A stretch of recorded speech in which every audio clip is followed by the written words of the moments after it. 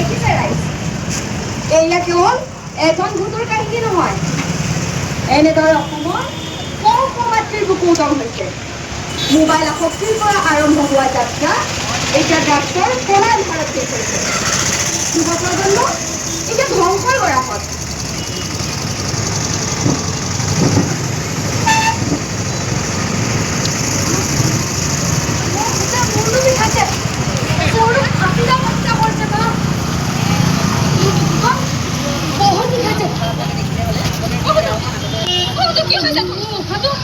বন্ধ হচ্ছে মারো আমাদের কি হয়েছে আমাদের কি হয়েছে আমাদের কি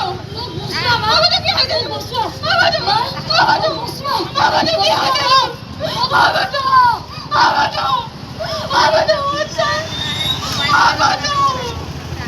তার ভাবনার ইমান ভাল আছিল তার কেনে দিলে এতিয়া তই এবাৰ সংকট কৰি বৰবাই গলি আৰু তই মোক এতিয়া আমি থৈ গুচি গলি আমাদেৰ অপশন আমাদেৰ এবাৰ মামুলি অপশন আমাদেৰ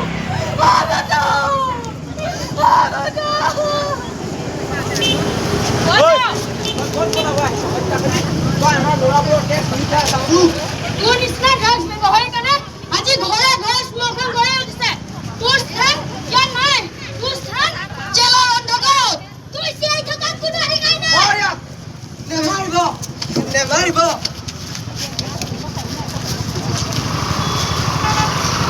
দেখিছে ৰাইজ, মোবাইল আসক্তিয়ে কঢ়িয়াই আনে মানৱ জীৱনৰ অৱসাদ।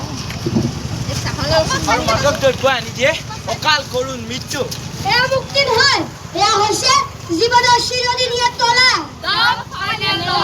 জাগক ৰাইজ জাগক, আপোনালোকৰ সন্তানক ৰক্ষা কৰক। ডিজিটেল মায়াজাল আৰু নিচাক পৰিহাৰ কৰক।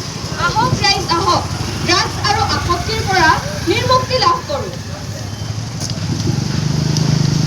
নিচামুক্ত সমাজ গঢ়াৰ দায়িত্ব কেৱল চৰকাৰৰ নহয়, ই আমাৰ দায়িত্ব।